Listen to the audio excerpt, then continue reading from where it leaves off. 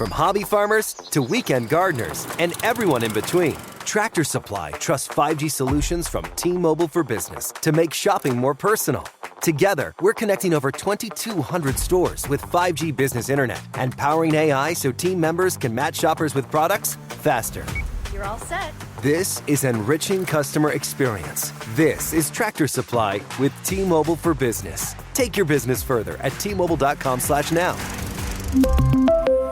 I'm Peter Schrager, host of Good Morning Football on the NFL Network and the Season with Peter Schrager podcast. Whether you're ordering wings for the game or you're whipping up a 7-layer dip or you're ordering a pizza, there's something about football that makes you want to eat. And this football season, Uber Eats has the best deals on game day food, no matter what you're craving. From 2-for-1 pizzas to buy one, get one wings to whatever it is you want, Uber Eats will be dropping new deals each week all season long. Uber Eats is the official on-demand delivery partner of the NFL. Order now for game day. Terms and conditions apply, and see the app for details. The NFL Draft is now officially open. This is draft season. John Schmeelk, Tony Pauline from Sportskeeda with you. Draft season is presented by Moody's. Moody's is a proud partner of the New York Giants. Decode risk, unlock opportunity. Learn more at Moody's.com. Tony, another fun weekend of college football, including more of a classic Big Ten game. It's not Rutgers USC or some other newfangled Big Ten matchup. Ohio State and Penn State, we're going to talk about that game. A lot of others. We're also going to do Tony's risers and sliders on the offensive side of the ball on today's show. Tony, let's start with Ohio State, Penn State. And this looked like an old school Ohio State, Penn State game. Not a ton of scoring, and the high-flying Penn State offense that we've seen for a lot of this year was not to be. No, I mean, two maligned coaches. And really right off the bat, if you watch that game, Penn State marches down the field. They get a field goal. They get a pick six against Will Howard. And then, the tables turned. And Ohio State stopped Penn State, on 2 4th and goals? Penn State couldn't kick it, push it into the end zone. I think a lot of what we've seen from these teams throughout the year, inconsistent play from many of their top prospects. And I think let's start off with Drew Allar, who, as a true freshman at Penn State, everybody was fawning over, justifiably so, because he looked so fantastic. Everybody, including myself, had him graded as a potential early pick at the quarterback position.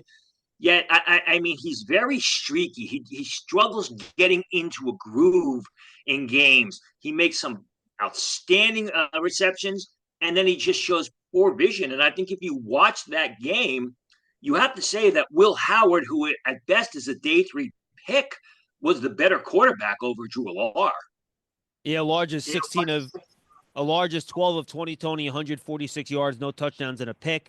Will Howard, 16 of 24, 182, a pair of touchdowns and an interception. And, Penn State, they just couldn't get their passing game going. And we'll talk about their tight end a little bit later on in the show. And, Allar's trying to get himself into a day 2 conversation here, I think, with the NFL draft this year. And this certainly did not help his cause. Well, I think he's going to go day. I think he's going to go day 2. I think the thing is, coming into the season, people thought maybe top 20, potentially top 15 if he played, to the level that everyone expected. But like many of the quarterbacks that we have talked about in the past, and we'll talk about in the show, they really haven't lived. Allar has not lived up to expectations. All right, a couple other players in this game we want to talk about. Tony Abdul Carter had a pair of sacks. He's your guy, and he continues to show out this year. He's just so explosive. He's athletic. He's strong. Now, they took Donovan Jackson. Ohio State is down to their 3rd offensive tackle with Josh Simon being lost to injury in that Oregon game. So they took Donovan Jackson, the natural guard, and kicked him out to left tackle. He looked okay early. Then all of a sudden, Abdul Carter just found a way to exploit him, and he just kept exploiting him. Had 2 sacks. He is. I mean, he's not the biggest guy in the world, but you can see he's got that natural body strength, and he's very explosive. And as I've said time and time again, people are going to broad brush him or pinhole him as an edge rusher. He's primarily coming out of 3-point stance these days. But, man, he can do so much more. He is good standing over tackle. He is good in space. And he did his best to impact that game on Saturday. So let's take on the defensive side of the ball, the 2 Ohio State pass rushers, JT Tuimalu and Jack Sawyer. Yeah. Your thoughts? Again, like a lot of the high talent, Denzel Burke on Ohio State, really haven't lived up to expectations. Tuimaola had a half a sack in the game, one tackle for loss. For the season, he's got 4.5 sacks. Now, this is a guy who was a fringe first round pick in last year's draft, probably would have been top 40 choice, signed the big NIL deal to go back to Ohio State, and he's been non-existent in games. He's not a better player this year than he was a year ago. Jack Sawyer had 4 tackles in the game against Penn State, has 2.5 sacks this year. Jack Sawyer is sort of that jack back. He plays that pass rushing role, and again, non-existent for much of the season. Plays in spurts. A guy who I think has hurt his draft stock in 2024 rather than helping it. Yeah, I want to touch on some of the offensive skill players in this game, Tony. The running backs, first and foremost, Quinshon Judkins continues to impress in this game. 14 carries, 95 yards. Travion Henderson was 10 for 54. This is why this Ohio State running back combination has worked well. But I think Quinshon Judkins is trying to make a pretty strong argument for being maybe running back number 2 after Ashton Giante. We'll have to see how that goes. What impressed me about Judkins was his all-around game. I mean, he was picking up the difficult yardage on third down. There was a block late in the first quarter, late in the first half, where he got out front, knocked the defender out of the play, sprung Will Howard free for a long run, and picked up the first down. On third down. So it's not just you give him the football, he puts his head down, and he runs straight forward. No, he's showing good vision. He's very explosive. He's got sneaky speed. What I mean by that is, he looks like a plotter, but all of a sudden he turns it on. He's able to beat defenders into the open field. And the blocking on Saturday really impressed me. Not only the results, but the effort he gave blocking. And then Travion Henderson, again, 10 for 54. And then for Penn State, Nick Singleton, just 6 carries for 15 yards in this game, Tony. He did have 6 catches for 54 yards, but you would have liked to see more from him on the ground. Absolutely, because, like Drew Law, off the 2023 film, you expected so much more. Now, credit to that Ohio State defensive line. I talked about Tuimaola and Sawyer being, disappointing most of the season. They did shut down that running game. Tyleik Williams in the middle of that line, who's had a very good season. He's an athletic guy who I think is going to go somewhere in the early to mid-second round. So you got to give it to the Ohio State defensive front seven. Another guy I got to mention, Cody Simon. He kind of gets lost in the conversation because Ohio State has so much top-end defensive talent. But Cody Simon, the middle linebacker, I think he led the game with like 11 tackles. He's a smart guy, very instinctive, does a great job leading the defense. And from an NFL prospect point of view, if he puts in some good workouts prior to the draft, I think Cody Simon's one of those guys that ends up in the late rounds, turns out to be a 7th linebacker special teams player on Sunday. Now, this guy wasn't on your list here, Tony, but I'm going to ask you about him. Because we haven't talked a ton about Emeka Egbuka so far this year. We talked about him last year. If he decided to come out, late first round, second round type of guy. 3 catches, 31 yards in this game, and a touchdown. Jeremiah Smith gets a lot of the pub, given how the true freshman has been playing. How has Egbuka either helped or hurt his draft stock this year? He definitely hasn't helped it. You could say it's either remained level or he's hurt it because Smith is getting all the carries. Now, I also think that's a function of the fact that if you watch Will Howard, he's a guy who goes to his first read most of the time. So he rarely moves his head away from that first target, which I think hurts Egbuka. He's a very reliable receiver. I think he is I thought maybe second round. I think he's more of a third round guy if he tests well. I mean, he hasn't really presented himself as anything more than a potential third receiver on Sunday, if he even is that, because Smith is not only getting the pub, he's making the plays. He's a dynamic receiver. I mean, he looks like a big time talent moving forward. I have to wonder what happens with Ohio State this season if they're able to keep those guys if they don't go far into the playoffs. But I think, to your point, I don't think he's not helped himself. I think he's either remained level or maybe has taken a step back in Buka, the wide receiver. So still looking at a day 2 pick probably for him. You mentioned Jeremiah Smith. He's not draft eligible. And NFL fans, don't get excited. That's the 2027 NFL draft. So everyone take a deep breath and relax. One other draft ineligible player, Tony, you want to talk about was Caleb Downs from this game. Wow. I mean, wow. You want to talk about a complete safety, a guy that you can line up over the slot receiver, and he shows outstanding ball skills, a guy who brings it against the run, physical player, the transfer from Alabama. I mean, he is everything he is cracked up to be. That inconsistency and the the lower than expectations that we've talked about, I talked about from Tuimeola, from Sawyer, you've not seen that from Caleb Downs, because this guy is all over the field making positive plays against the run and the pass. All right, let's jump to another game here, Tony. Ole Miss and Arkansas. Arkansas has been pretty competitive this year, but they were not competitive against this Ole Miss offense. My goodness. Jackson Dart in this game, 25 of 31, 515 receiving yards, 6 touchdowns. Now on the year, he's completing 80% of his passes, 21 touchdowns, 3 picks, over 3,000 passing yards. Just an unbelievable performance out of Jackson Dart and that Ole Miss offense as they try to secure their spot in the playoffs. Yeah, and I agree with you. It's actually closer to 81% completion passes. And, this is a game that early on you thought Arkansas was going to stay in it. And then, boom. I mean, Mississippi just ran away with it. And, Jackson Dart, I like him. I like his accuracy, his pass placement, the way he manages the game, the way he controls the team and is in command of the situation. It's the downfield arm with Jackson Dart that kind of scares me. He's a Chad Pennington type, if you remember Chad Pennington. Yeah. Gets it between the ears, knows what's happening on the field, uses all of his receivers. But if you're looking for a quarterback in a vertical offense, you're not going to look towards Jackson Dart.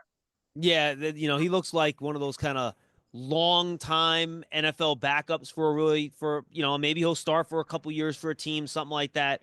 But, you're right. Just like the physical skill set isn't dominating. One guy we haven't talked about, Tony, and I saw you in a monster game in this game, is Jordan Watkins, the wide receiver for Ole Miss. We've talked about Trey Harris. I don't believe he played in this game. I think he was hurt, right? So Jordan Watkins went bananas. 8 catches, 254 yards, and 5 touchdowns. And I realized we had not talked about him. I'm curious what people have told you about Jordan Watkins. And credit to Jackson Dart. I mean, the fact is, his number 1 guy isn't there, so he goes to literally his number 3 guy. Now, as far as Watkins is concerned, you got to wait and see what his 40 times are like, what his testing numbers are like. He came into the season graded as at best, I'm looking at it right now. I gave him a 6th-round grade coming into the season, 5'10.5", 197, maybe slightly under 4 or 5. I gave him a 6th-round grade. From what I'm looking at here, most of the scouts gave him a PFA grade. So, good for Watkins, good for Jackson Dart. And I think really, you talked about Mbuka. The guy who's kind of left out of this conversation is Antoine Wells of Mississippi. Transfer from South Carolina, entered the 2023 season with some day 2 grades from scouts. I believe he had an ankle injury 3 games into the 2023 season, was shelved for the rest of the year. Transfers to Mississippi, can't find his footing. You got Trey Harris there. You got Watkins there. You got the kid from that started at UTSA there. I'll find his name in a second here as I'm fumbling over myself. Zachary Franklin, who's had a decent year. But Watkins is a decent receiver. I have a 6th-round grade on him. Coming into the season, scouts had graded him as an undrafted free agent. I need to check the pronunciation on this, and I don't have it. Yeah, so good luck. Princely Umanmielen, I believe, something close to that. Your thoughts, Tony? I will happily take the bullet there now, and now you can just say him or he. Good luck. We'll call him Prince. The pass rusher formerly known as Prince. Yeah. Florida transfer, and great measurables: 6'4", 255 pounds, runs consistently and plays in the 4.6s.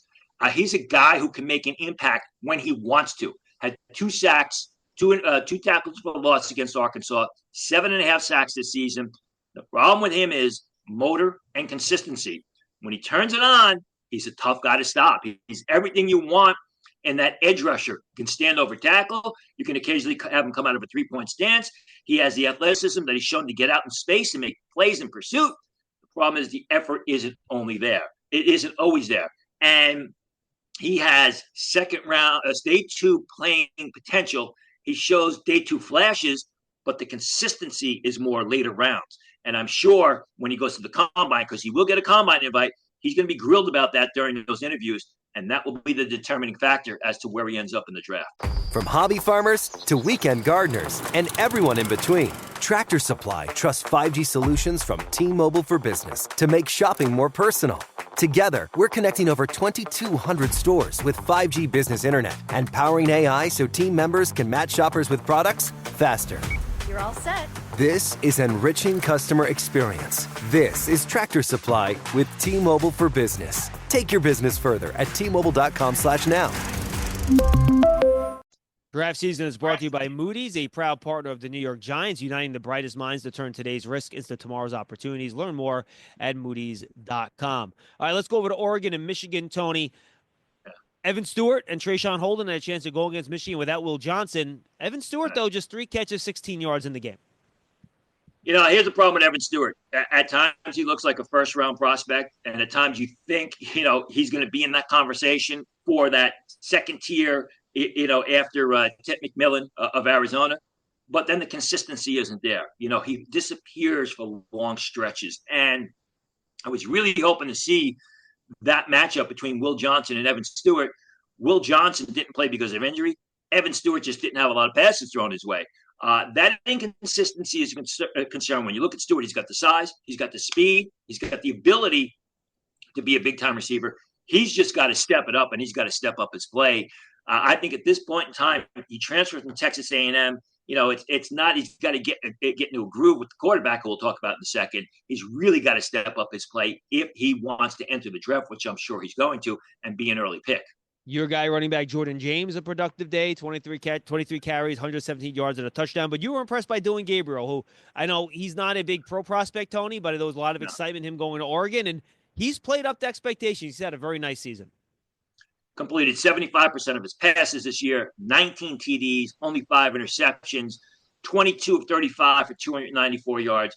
I consider him a poor man's Baker Mayfield. He's that type of quarterback. Ironically, led Oklahoma last year and did a good job of it. Goes into the Oregon system, fits it, he's like a duck in water there. They're the number 1 team in the nation. He gets overlooked all the time. Well done there, Tony. Duck in water. Good job. Duck in water. Done. Whatever it was. Oregon, duck in water. That's perfect. There you go. All right. And that was not planned. That was not planned. Believe me. That was well done. Especially coming from my head. Just the way he runs the offense. We talked about Jackson Dart before. It's a similar situation with Dylan Gabriel. Knows where his receivers are. Uses all his receivers. Gets the most from his team. A great leader. This is a guy who was graded as a street free agent coming into the season. He's got a bit of Brock Purdy in his game in the sense that, it's the mental intangibles that enables him to lead the team down the field consistently and answer when the team is behind. So I absolutely think that Dylan Gabriel will go from street free agent to potential late round pick. You're talking probably at the Shrine game. We'll see him there. Assuming that, how close the Shrine game is to the national championship game if Oregon gets that far. But a guy who I think is just really sadly overlooked because he doesn't have the great size, because he doesn't have the great arm. But all he's done, going back to his days of Central Florida, is just lead his team down the field and get his offense into the end zone. Yeah, and then again, Oregon, I think we all assume they're going to play at least 2 or 3 playoff games here, Tony, so he'll have a chance to wow against some good competition and give scouts something to look at. All right, Texas Tech and Iowa State. I don't think we featured either one of these teams at all yet, Tony, this year. So tell me some of the guys you were looking at from that Texas Tech Iowa State game. 2 receivers and a guy who last week, if you go back to our show with Kyle Krabs, you asked me about off the radar receivers, and I mentioned this guy, Josh Kelly of Texas Tech, Washington State transfer, 8 receptions, 127 yards with 2 TDs against Iowa State, who had the number 2 pass defense in the nation going into that game. For the year, he's got 68 receptions, 736 yards, 5 TDs. He's more of your Jordan Addison type, if you will. 6'1", 195 pounds. He's going to run in the low 4.5s.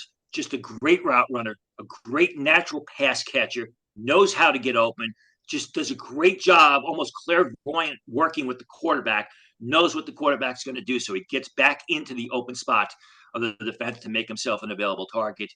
Again, a guy who I think he could sneak into day 2 A lot of scouts like him as a day 3 pick, but a very productive guy who's not going to wow you physically. He's not going to have great testing numbers, but just an outstanding natural receiver who I believe can be a number 3 at the next level. How about Jaden Higgins? Yeah, he's a bigger guy, 6'3.5", 212 pounds. Had 10 receptions for 140 yards and 1 TD against Texas Tech. 55 receptions for 703 yards. He's your bigger possession receiver, although he's sneaky fast. I mean, he's a guy who's probably going to time in the low 4.5s, plays to that speed, doesn't have that burst. But if you're looking for that big body pass catcher who can win out for the contested throw, who can go over the middle of the crowd, that's a guy who can do it for you. And Higgins is probably going to be drafted a little bit after Kelly. So if Kelly's a late 3rd round pick, I would project Higgins as an early 4th round pick. If Kelly slides into the 4th round, I think Higgins is more of a late 4th, early 5th round type guy. And then what do you like about Malik Verdon? Wow. I mean, we talked about the kid from Emanwari, the kid from South Carolina, the linebacker size safety. This is Malik Verdon. 4 tackles, 3 pass breakups against Iowa State. He was a guy, when I watched him over the summer, really stood out on film because of his imposing figure, 6'3", 215, and he plays to that size. He's not afraid to mix it up, but he's got solid ball skills. He's not just an opportunistic guy. He tracks the pass in the air. He has a nice move to the throw. I don't believe he's a natural free safety, but I think if you play a zone type system and you want to leave him at safety, I think he fits in there. If he gets bigger, maybe he's a 1-gap type linebacker. Interesting. All right, Tennessee and Kentucky, Tony. You liked a bunch of the guys up front in this game. Well, we always talk about the Kentucky defensive tackles, primarily Deontay Walker. But, I mean, the Texas Volunteers have 3 defensive tackles that are NFL prospects, primarily starting with Omar Thomas. Had 3 tackles, 1 tackle for loss, 1 sack. He's 6'3.5", 310 pounds. And he's a playmaker at that size. He's not just a gap occupier. He's quick. He's very explosive. Great first step off the snap. Penetrates the line of scrimmage. Always chasing the action hard. And while Deontay Walker of Kentucky is probably a 1st-round pick, you're looking at Omar Thomas being a day 3 pick. But Omar Thomas has all the skills and the intensity to play on Sunday. From the Delta Sky Club Welcome back, Miss Klein. to the Jet Bridge, Delta Airlines relies on 5G solutions from T-Mobile for Business to power operations and serve customers faster. Together, we're putting 5G into the hands of ground staff so they can better assist on-the-go travelers with real-time information throughout the airport. This is elevating customer experience. This is Delta Airlines with T-Mobile for Business.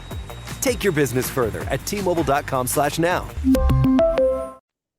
Awesome. All right, Tony, let's get to our risers and sliders here. And these are guys we've talked about over the course of the year, but it's good to kind of focus in on them. At quarterback, the first guy on your list is Cam Ward, coming off a game where he completed 25 of 41 passes for 400 yards, a 5-touchdown game at quarterback. And if I had to, guess right now who the top quarterback would be in this year's draft, just because of a lot of the other stuff with Shedeur Sanders that's going on that might scare some teams a little bit. And frankly, Cam Ward's a little bit, I think more of a physical prospect than Sanders is. I think it's probably Cam Ward. He's had a heck of a year, 29 touchdowns, 6 picks on the season. Yeah, and he's probably more mature because he's played more football in the college level. Washington State transfer. Remember the story last year? Was going to transfer out of Washington State, entered the transfer portal, then said he was going to enter the draft. He was actually on the Shrine Bowl roster. We talked to Eric Galko about that, decided to hop back in the transfer portal, got the deal he wanted for Miami, and it's worked out for everybody. Why is he a riser? Well, he's a riser because coming into the season, scouts and everybody else looked at him as a day 3, 5th round pick. And now he's jumping towards the early part of round 1. Last time that happened was Jaden Daniels a year ago. So, I mean, there are still some fundamentals, the way he throws the ball, he's got to work out. But the guy's on a straight shot north as far as his draft stock is concerned, as well as the Miami Hurricanes. I mean, they're undefeated. You talked about that game Saturday. They were down in that game, as they were against Louisville in a couple of the games. And again, Cam Ward just finds a way to answer. Garrett Nussmeier, another guy we've talked about here, Tony. He was on a bye this week. Coming off not a great game against Texas A&M, though. 25 of 50, 405 yards, 3 picks in that game, a pair of touchdowns. He's the guy that I think could do for another year of seasoning at LSU. We'll see if he decides to go back. But otherwise, I think he's a guy that some teams will like. I think he's got to go back. I think it's a mistake if he enters the draft. He's got a very high touchdown to interception ratio, throws too many picks. There's a lot to like about Nussmeier, who was basically off the radar coming into the season because it was old Jaden Daniels last year. I think we're seeing the development of a potentially very good quarterback, but I agree with you. Should go back for another year. And then Curtis Rourke, the Indiana Hoosiers, who continue to just dominate in the Big Ten, Tony. They're trying to get into the playoffs here. A transfer out of Ohio. I believe this is his 6th year, when I was looking earlier today. 6'4", 227. He's got all the size he wants, 73% completion rate. He's been great this year. Phenomenal. I mean, probably plays for the best coach in college football, and Kurt Cignetti, who's turned that program around on a dime. Has also turned Rourke's career around on a dime, completing 73% of his passes, 2,200 yards passing, 19 touchdowns, only 3 TDs. Missed one game because he had surgery on his thumb, came back. They've got a big game in 2 weeks against Ohio State. That will be very telling. But as far as Rourke is concerned, you're talking about a guy that was a fringe 7th-round pick who I believe has solidly put himself into day 3 because of the decision-making, because of the way he's consistently played at a high level. He's got nice size. He's got a decent arm. They really don't throw the ball downfield that much, so you can really, because they don't have the receivers primarily, so you can really get a grip on what his deep arm is like, or his arm strength, or his accuracy. A lot to like there. And Rourke, he's basically a lesser version of Cam Ward. I mean, he's exceeded expectations wildly, and his team has exceeded expectations wildly, and it's in large part due to his play at quarterback. And then we have our 3 sliders at quarterback here, Tony, of Carson Beck. He has 2 more interceptions in 4 of his last 5 games, which is a crazy number. Quinn Ewers, who obviously missed some games due to injury, he doesn't have one 300-yard passing game this year, which I think is fairly telling. And then Riley Leonard, who transferred to Notre Dame from Duke, just hasn't been able to get anything on with the passing game. I think Carson Beck, if I'm correct, threw 3 interceptions against Georgia. He plays for Georgia. Threw 3 interceptions against Alabama, 3 interceptions against Texas, 3 interceptions against Florida. And these are not like opportunistic interceptions where they're tip balls. These are situations where Carson Beck is throwing into double and even triple coverage, where he's misreading the defense. Now, the headlines say his great plays in the second half brought the team back. Yeah, but his bad interceptions in the first half is what is digging the hole for Georgia, and they need to come back. And again, I mean, Carson Beck is a guy that, you're in New York. We hear it all the time. Top 10 pick, New York Giants. No way. I mean, when you're a quarterback and you are throwing this many interceptions, you are just going to drop down draft boards. And I think it's going to be very tough, the way Carson Beck has played, to make a case for him as a top 15 pick come the 2025 NFL draft. And save for Quinn Ewers. As far as Ewers is concerned, it's the same old with Ewers. And I was a fan of his, but he's very slow to move his head off the primary target. He's very late pulling the trigger. I mean, he takes too much time to make his decisions. You can do that on Saturday. You do that on Sunday, you're going to get slaughtered. And how about then Riley Leonard, Tony, a guy that, again, just has not been able to get that pass game going at Notre Dame? Better runner than passer, better athlete than quarterback. I mean, just has not developed his game. Showed flashes early on, but his game has remained stagnant. And, again, I never thought of Riley Leonard anything other than a day 3 pick. And there were some people who thought he could be a first-round choice. No way. Moody's is a proud partner of the New York Giants, uniting the brightest minds to turn today's risk into tomorrow's opportunities. Learn more at Moody's.com. All right, Tony, let's go to the running back position. And I'm not sure there's another player in this draft class that has rocket shipped himself into – he's not going to be the top pick in the draft, but you could argue he's the most talented and explosive player in this draft class. That's Ashton Gente from Boise State. I mean, these are like best kid in high school stats, right? 1,500 rushing yards already, 20 touchdowns on the ground, 8 yards per carry, throw another receiving touchdown to boot. I mean, this guy looks like Barry Sanders. He looks like a kid that's playing against kids like 3 years younger than him. It's unbelievable. And it is his versatile ball carry. He's not just a between the tackles runner. He can turn the corner. He can get outside. He can beat the defenders around the perimeter. He's prone to those big yard plays where if there's any slight open space, he will take it 35 yards. Obviously, it's got to be the favorite for the Heisman right now. The San Diego State game Friday night was very interesting because I was watching it. I think at halftime he had like 12 carries for 39 yards. And at the time, Boise State was winning by almost 4 touchdowns. I'm like, well, what are they going to do with him in the second half? You put him on the field, you give him the ball, you risk injury. They gave him the ball. I think he ended up with 140 yards in that game. Just continually answers the call, will be the first running back selected off the board next April. I got to assume somewhere between pick 12 to 18, depending on what the order is. Yeah, I'm sure there'll be a big conversation as to whether or not he can figure out a way to slide into the back end of that top 10. We'll see how this goes for the remainder of the year. A player that we talked about before last season started, Tony, as a potential top running back in last year's draft class was Raheem Sanders. He was then at Arkansas. In 2022, he had a 1,400-yard season. Big guy, athletic. And last year, frankly, a disastrous year for him. It just did not go well. You've pointed out on the show, weight issues, things like that. But he has come out and had a heck of a year. In his last game against Texas A&M, 144 rushing yards on the ground. And he's a guy that wants to get back into this running back mix in what's a pretty loaded class. 507 yards and, more importantly, 8 TDs. And, I've talked about this before. You look at the success that Braylon Allen, the 4th-round pick of the New York Jets, is having for that team, not just as a road grader, but as a guy with excellent vision, terrific short area quickness, the ability to not just run over defenders, but dart around them and create yards. That's what you're seeing with Raheem Sanders. Obviously, the change of scenery has worked well for him. He's having a terrific year. He's an exciting player to watch.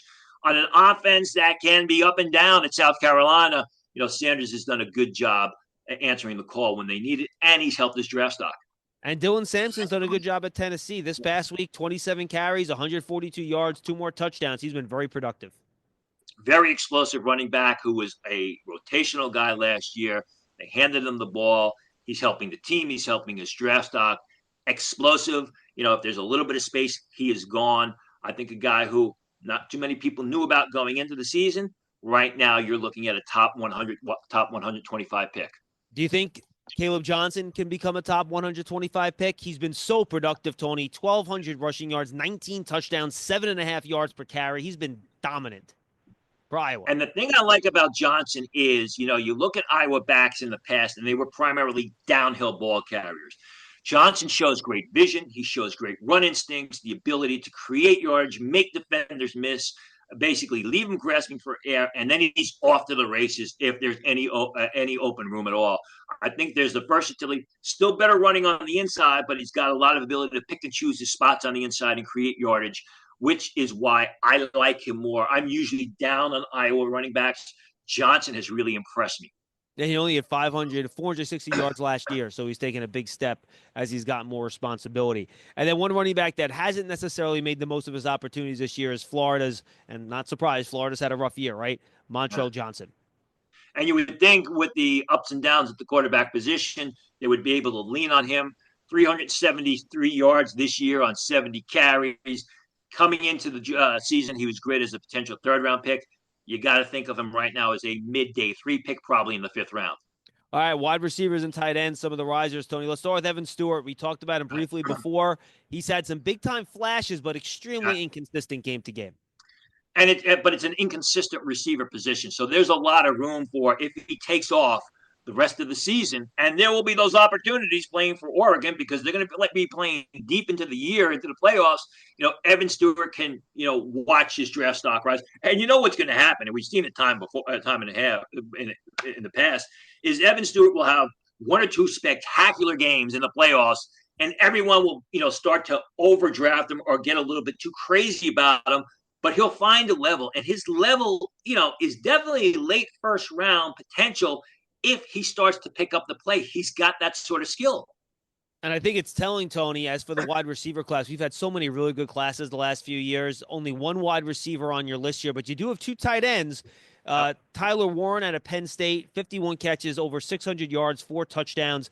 But I think almost 370 yards came in just 2 games. He had that 224-yard game versus USC, 146-yard versus Bowling Green, 6'6", 257, big kid. Yeah, and a guy who does everything. He blocks. he basically catches the ball out of the backfield. They showed that play against USC where he actually was the center. He snapped the ball. Then he went out on the pass route, and he caught the touchdown. He does a little bit of everything. I still think he's going to be the second tight end taken in the draft after the Michigan kid, Loveland. Not going to run all that fast, but he's a 3-down tight end. I don't want to say he's a throwback type. He's a little bit more than that. He's just not the great seam stretcher. But when you have a guy you can put on the field as a 3rd down receiver in short yardage, as a 3rd down blocker, you can send him over the middle 10 to 12 yards, and he does so many things for you. Definitely going to help. It definitely helped this draft stock.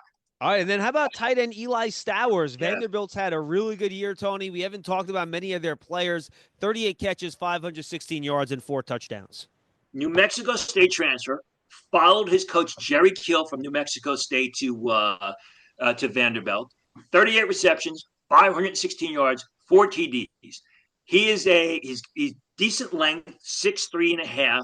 He probably goes about 230 pounds. He's more of your move tight end prospect.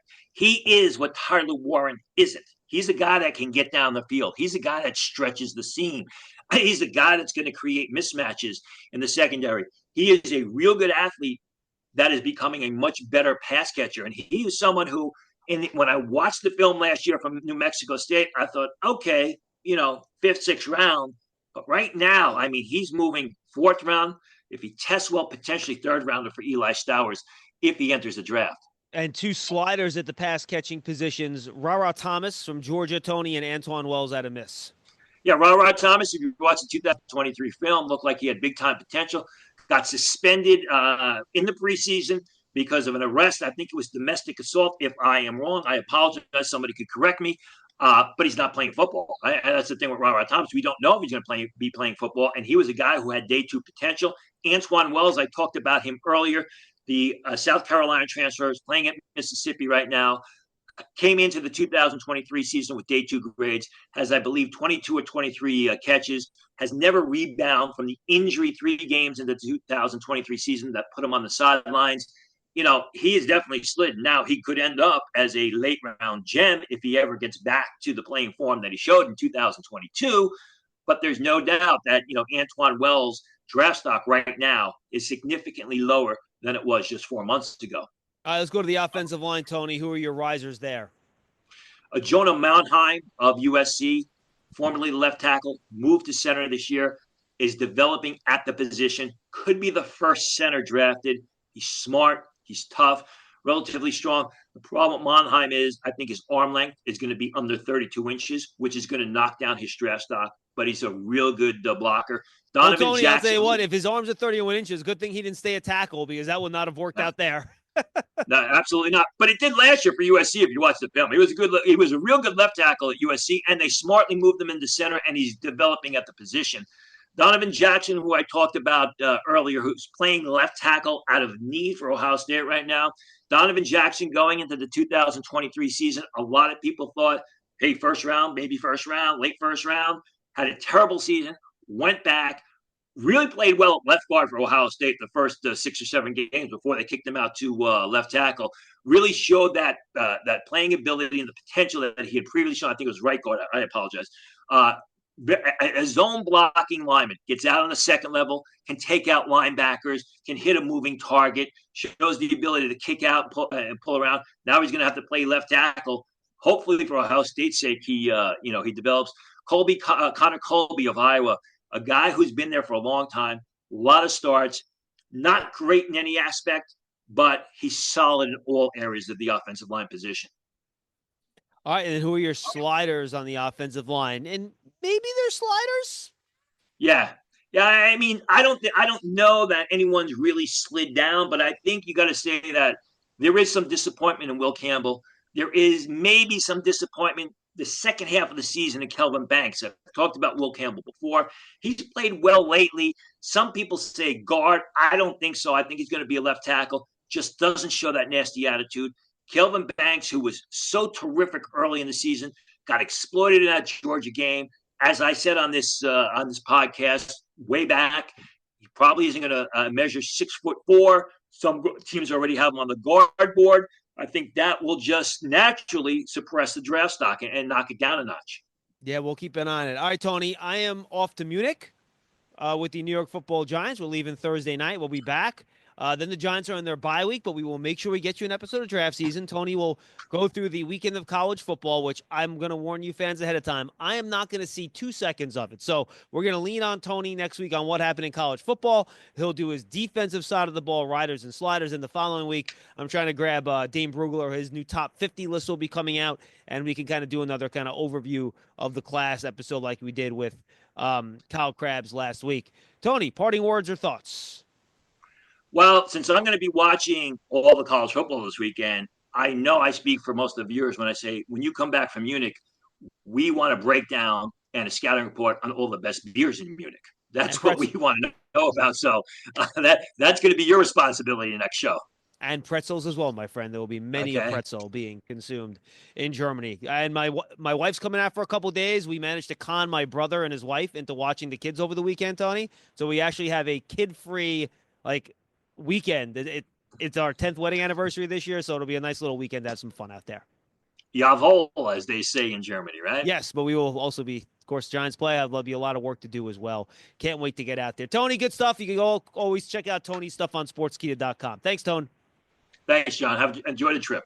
That was Draft Season presented by Moody's. Moody's is a proud partner of the New York Giants. Decode risk, unlock opportunity. Learn more at Moody's.com. For Tony Pauline, I'm John Schmeelk. We'll see you next week, everybody. I'm Peter Schrager, host of Good Morning Football on the NFL Network and the Season with Peter Schrager podcast. Whether you're ordering wings for the game or you're whipping up a 7-layer dip or you're ordering a pizza, there's something about football that makes you want to eat. And this football season, Uber Eats has the best deals on game day food, no matter what you're craving. From 2-for-1 pizzas to buy one, get one wings to whatever it is you want, Uber Eats will be dropping new deals each week all season long. Uber Eats is the official on-demand delivery partner of the NFL. Order now for game day. Terms and conditions apply, and see the app for details.